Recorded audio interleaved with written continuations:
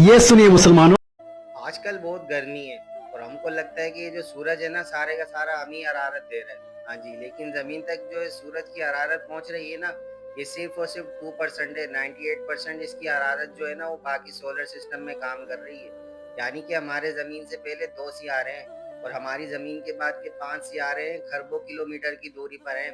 हमसे ये सूरज की हरारत इन तक भी पहुंच रही है और जो हमको आ रही है ये सिर्फ और सिर्फ 2% है।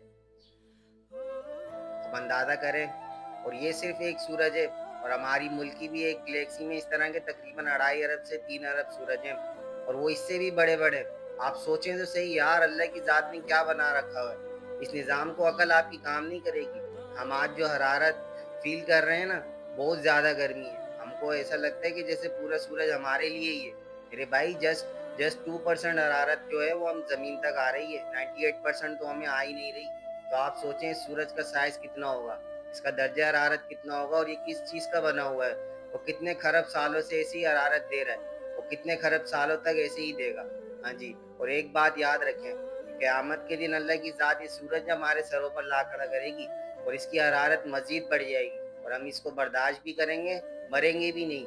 इस तकलीफ़ को अपने सामने रखा करें और सोचा करें कि एक दिन अल्लाह के सामने पेश होना है।